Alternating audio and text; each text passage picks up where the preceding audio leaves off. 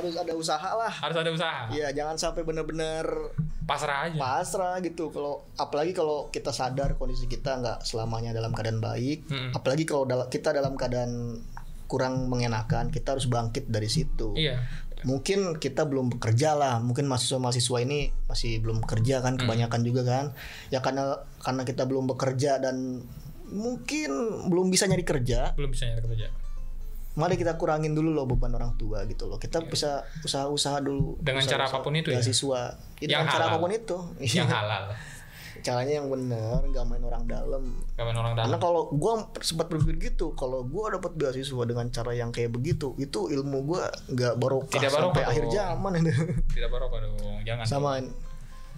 Ya lu bisa pokoknya intinya gini, ketika lu berusaha pasti ada aja jalannya gitu. Maksudnya kayak lu usaha nih, misalnya kayak lu komit, gue pengen ketika gue kuliah gue tidak ingin membebani orang tua gue dengan misalnya uang kuliah dan segala macamnya gitu. Ya, yang sebenarnya orang tua juga tidak merasa terbebani karena buat masa depan anaknya gitu. Mereka apa sih yang masih gitu. Merasakan ini tuh kewajiban kita. Iya. Gitu. Tapi ya seenggaknya lu bisa mengurangi beban mereka gitu. Ya bagi gue ketika lu punya peluang, entah itu beasiswa, entah itu lu diajak bisnis sama rekan lu yang ini, sama rekan lu yang lu percaya, atau misalnya lu ngajar, punya skill apapun itu yang bisa lu ini, just do it bro, lakuin aja gitu loh. Nggak ada ruginya, sumpah nggak ada ruginya. Toh ketika ada ruginya paling sedikit paling sedikit gitu. Gue mikirnya segagal apapun itu pasti lu dapat sesuatu itu paling tidak lu dapat pengalaman. Iya, paling enggak dapat pengalaman. Ternyata setelah gue coba begini gagal, maka harusnya begini. Lu ada nilai evaluasi di situ. Iya. Dan orang-orang sukses itu berawal dari kegagalan. Maksudnya kayak gue nih, atau misalnya beberapa orang yang lain yang daftar beasiswa. Gue memang gagal di bidik misi pertama. Waktu itu di bidik misi dikti di SBMPTN yang gue ceritain di awal. Iya. Tapi gue dapat kesempatan kedua dan gue dapat gitu loh. Gue dapat di kesempatan kedua itu artinya apa gitu ya? Ketika lu mau berhasil, lu belajar dari kegagalan lu. Lu introspeksi apa yang kira-kira kurang gitu. Jadi di situ lu bisa perbaikin. Oh, lain kali gue harus kayak gini. Lain kali berkas gue emang harus siap dari awal. Lain kali berkas gue harus jelas. Lain kali ketika wawancara gue harus meyakinkan. Iya. Dan lu dapat pelajaran secara tidak langsung. Iya, secara tidak langsung. Dan itu yang lebih penting kalau gue rasa. Dan itu yang lebih penting. Terlepas dari sukses atau gagalnya pun itu, ketika lu sukses lu akan dapat pelajaran bahwa pas lu sukses, ketika gue berusaha gue bisa sukses. Ketika lu gagal pun lu juga dapat pelajaran. Ketika gue gagal, gue bisa belajar dari kegagalan gue. Mungkin di next time mungkin gue bisa sukses ke depannya gitu. Iya. Terus yang kedua, jujur. Yes. Jujur mahal coy harganya di Indonesia sekarang ya. Mahal banget sumpah. Karena gini, bagi gue lebih menghargai orang yang jujur daripada orang yang pintar. Gue lebih menghargai orang yang jujur daripada orang yang pintar. Karena gini, orang jujur sudah pasti baik. Yes. Sudah pasti baik dong. Maksudnya kayak apapun yang dia lakukan otomatis ya nilainya positif. Kalau orang pintar bisa jadi enggak loh, bisa jadi kepintarannya digunakan untuk memperbodoh orang lain.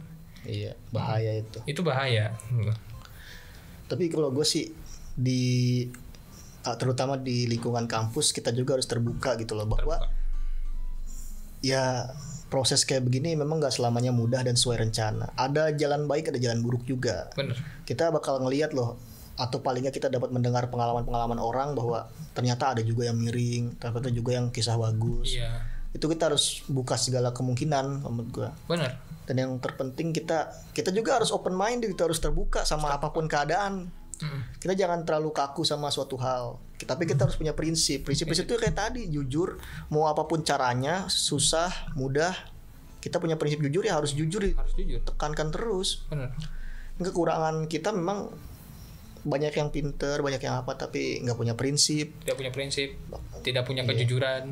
Iya, itulah bahaya sih. Bahaya. Yang kurang dari kita sebenarnya, yang kurang dari banyak orang adalah itu sebenarnya. Ya itu juga sama-sama belajar lah, supaya lebih baik lagi orang. Gue bukan dewa, gue tidak sempurna. Ini kita nggak menggurui, kita nggak gitu. Tidak menggurui, tapi merasa apa ya? Kita bukan merasa senior udah begini. Iya, ini kita cuma sharing apa yang pernah kita alamin aja. Iya. Maksudnya kayak buat teman-teman, apalagi yang misalnya buat yang baru banget gitu, maksudnya baru kenal lingkungan perkampusan, lingkungan bagaimana mendapatkan beasiswa gitu. Karena gue yakin sih di SMA itu jarang banget yang dapat beasiswa, kecuali bentuknya berupa bantuan dari pemerintah. Tapi kalau itu dari pemerintah pasti bantuan jatuhnya. Kalau di SMA pasti jatuhnya bantuan. Tapi kalau di sekolah tuh biasanya beasiswa itu buat yang ranking tuh. Iya benar. Biasa top 3 dapat SPP gratis. Tapi sayangnya sih kalau dari yang gue lihat ya, kebanyakan yang menerapkan ini tuh kebanyakan di swasta. Swasta, benar. Kalau di negeri sendiri ya enggak. Tapi gue nggak tahu ya kenapa negeri ya. Mungkin ini gue pernah nanya ke seorang guru lah pokoknya, kenapa di negeri program beasiswanya ini nggak terlalu banyak gitu. Ya karena negeri itu kan punya anggaran yang nggak sebebas pemerintah, nggak sebebas anak swasta. Kan? Swasta itu kan pertanggungjawabannya sebelum ke tingkat yang lebih tinggi ya dari yayasan dulu. Ya kan? Nah karena sekolah swasta ini biasanya lebih fleksibel, jadi mereka bisa mengkoordinasikan uang beasiswa ini ke dalam yang lebih nyata. Iya benar, yang lingkungannya lebih nyata gitu. Yang lebih jelas. Kalau misalnya negeri kan, kalau sekolah misalnya mau ngadain program beasiswa, dia harus punya pencatatan yang benar dulu, dilaporin ke distrik dulu, kemana dulu. Iya benar. Birokrasi. Ya pokoknya kayak begitulah, biasanya ada kesulitan. Ya, dan juga sih kalau gue misalnya apa ya, kritik ya lah, sama-sama lah kayak kritik gitu. Harusnya sih sekolah-sekolah negeri juga punya otonom lah. Memang punya otonomi, cuman gak semuanya kayak begitu. Karena mereka menganggap masih dijerat sama beberapa birokrasi. Lagi-lagi birokrasi. Iya. Waktu gue zaman sekolah, gue kan pernah swasta, pernah negeri juga kan. Waktu gue di swasta, itu peluang buat dapet beasiswa itu banyak. Benar. Mulai dari beasiswa hafalan. Gue kan sekolah Islam terpadu dulu kan. Beasiswa hafalan, terus namanya beasiswa tahfiz dulu, terus beasiswa itu top 3 dapat free SPP. Terus kalau yang dapat prestasi di akademik, non akademik di mana gitu, biasa dapat potongan atau apa. Iya. Sebenarnya walaupun itu terkesannya sepele ya, kayak potongan-potongan berapa persen, itu tetap aja itu ada bantuan. Dan itu kalau gue lihat itu sebagai bentuk itikat baik dari pengelola lembaga lah ya, sekolah dalam hal ini, untuk memberikan pelayanan yang bagus untuk mengapresiasi mereka-mereka yang mendapatkan prestasi. Benar. Jadi tujuannya kan karena mereka merasa diapresiasi, maka mereka akan semakin terdorong untuk bikin prestasi yang lain. Buat prestasi yang lain. Dan gue juga selama di sekolah negeri, kekurangannya jarang sekali loh. Apalagi semenjak ada sekolah gratis, jujur deh gue, semenjak ada sekolah gratis dulu kan sekolah masih bayar SPP. Benar. Ya kan? Ada sekolah gratis. Itu semakin pusing waktu awal-awal sih. Kalau sekarang mungkin udah normal ya. Iya. Awal-awal sekolah gratis, sekolah nggak punya pemasukan, akhirnya bikin perkumpulan. Kalau di gua dulu bikin perkumpulan orang tua. Iya. Di gua nyebutnya paguyuban dulu tuh. Itu tujuannya buat mengelola keuangan sekolah dari segi siswa sama sekolahnya. Itu berputar-putar. Awal-awal pusing, tapi sekarang gua nggak tahu sistemnya kayak gimana. Ini berarti kan gue jelasin nih. Karena ketika si pemilik lembaganya atau ini dia pimpinan lembaga ini punya kuasa yang nyaman untuk ngasih keringanan buat siswa atau mahasiswa gitu loh, gue rasa akan lebih mudah ke depannya. Kan sama kayak misalnya di kampus-kampus swasta juga, kampus-kampus mahal lah, kita bisa bilang kampus-kampus mahal yang puluhan juta per semester itu kan ada. Ya, sebut saja B. Tapi meski begitu di sisi lain mereka juga punya pelayanan yang bagus. Benar, pelayanan bagus gitu. Gue apresiasi sama yang begitu-begitu lah. Nah, menurut lu nih terakhir lah kalau kata gue nih. Iya. Saran lu dulu. Pertama saran lu buat pimpinan entahlah pemerintah atau kampus untuk beasiswa ini harusnya kayak gimana? Kalau gue sih ya, beasiswa ini yang kalau gue sih benar-benar appreciate banget ya, maksudnya kayak gue thank you banget sama gue benar-benar mengucapkan makasih banget buat pemerintah, terutama buat bantuan beasiswa udah 4 tahun, alhamdulillah gitu, dan ditambah lagi dari kampus Karena kampus kan ini kan dikelolanya LSO, tapi dalam naungan kampus gue benar-benar terima kasih banget buat pihak-pihak kampus. Setuju. Ini gue benar-benar apresiasi banget sih, maksudnya kayak benar-benar membantu di kala kesulitan kayak gini gitu. Apalagi yang bidik misi sekarang masih dapat bidik misi, itu membantu banget itu. Iya. Membantu banget. Kalau saran sih sebenarnya satu sih, kayak gue pengen sih beasiswa ini bukan dianggap cuma sekedar uang doang gitu. Gue pengen beasiswa ini ada arti lain gitu. Maksudnya kayak terutama bidik misi nih, kan bidik misi kan kayak bidik misi atau bantuan-bantuan lain yang sifatnya kayak besar gitu kan, KIP kuliah juga besar gitu loh. Gue pengen banget nanti forum anak-anak bidik misi ini punya manfaat gitu. Kita kumpul dan kita punya bisa bermanfaat buat orang lain gitu. Jadi nggak cuma financial support, tapi juga ada pembinaan di situ. Ada output yang dicapai setelah dapat. Iya, gue setuju sama poin itu tuh. Iya, dan itu bisa lewat kampus misalnya gitu, memberdayakan. Dibuat sarananya lah. Dibuat sarananya gitu. Jadi kita bukan cuma sekedar penerima doang dan bertanggung jawab dengan cara ya lu menjadi pintar di sisi akademik juga enggak gitu loh.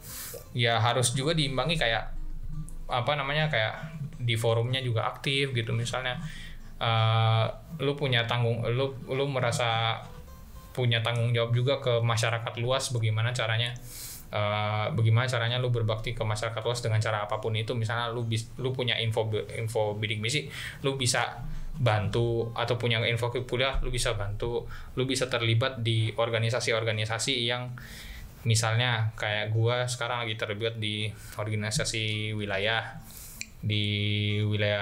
Jabodetabek dan Banten untuk perkumpulan mahasiswa dan alumni bidik misi. Udah 1 dekade by the way bidik misi loh. Ya, 10 tahun. Dari era presiden sebelumnya sampai sekarang, yang sekarang namanya sudah berubah jadi KIP kuliah. Tapi esensinya sama sih bidik misi. Terus kalau buat kampus sih, saran gue ya selain pembinaan tadi ya lebih ke arah apa nih? Soal itu, kalau beasiswa di luar bidik misi itu gue pengen banget lebih banyak lagi lah kira-kira. Pasti bisa loh lebih banyak lagi, meskipun mungkin akan susah, tapi mudah-mudahan sih kuotanya buat teman-teman bisa lebih bertambah dan bisa tepat sasaran lah. Iya benar. Karena yang susah sebenarnya dari sebuah beasiswa itu tepat sasarannya sih. Karena gini loh, ya mereka itu tuh, kita yang masukin data kan kita nggak pernah tahu gitu loh, nggak pernah tahu misalnya kayak datanya ini tapi realitanya begini gitu. Dan itu bukan sekedar saran juga ke kampus, tapi buat ke teman-teman juga yang mau daftar beasiswa juga sih. Kalau saran gue pertama, pede dulu aja, coba dulu aja, jangan takut gitu. Kalau misalnya lo mau daftar beasiswa, silakan daftar gitu. Beasiswa kalau misalnya bantuan yang dalam bentuk dan kondisi di mana lu sekiranya itu bukan orang yang tepat untuk menerima bantuan itu, ya jangan gitu. Tapi kalau misalnya lu punya peluang di situ, ya udah ceburin diri lu aja gitu. Tidak ada salahnya gitu. Benar-benar. Dan saran kedua gue adalah jujur. Iya, ketika lu daftar ya lu harus bisa mempertanggungjawabkan itu gitu loh. Maksudnya kejujuran lu masukin data dan segala macamnya, itu harus bisa dipertanggungjawabkan dengan baik. Karena meskipun judulnya beasiswa, kalau misalnya emang lu itu bukan orang yang tepat untuk punya beasiswa tersebut, lu juga tetap ujungnya zolim. Iya. Ada lagi nggak? Udah itu aja sih kalau gua. Ya, mungkin itu aja kali ya pembahasan kita hari ini. Semoga bisa bermanfaat sih, apapun itu besar kecilnya, semoga bisa memberikan manfaat. Ya buat teman-teman yang nonton, jangan lupa lah like, subscribe, share juga nggak apa-apa, silahkan. Buat yang lagi mendengarkan di platform podcast, Ya sama, follow juga di Spotify, Follow Google di Spotify, Podcast, di- Apple Podcast, banyak, silahkan tinggal di Di ini. Anchor juga. Pokoknya semoga ini bermanfaat. Kalau misalnya ada request kasih tahu aja mau ngebahas apaan. Iya. Ini gue iseng-iseng doang kayak begini ya. Iya, benar. Udah, sampai jumpa lah di Iya. kesempatan berikutnya. Thank you Sam ya. Udah, yuk. Ya, Makasih, gue juga makasih banyak nih. wabarakatuh. Waalaikumsalam.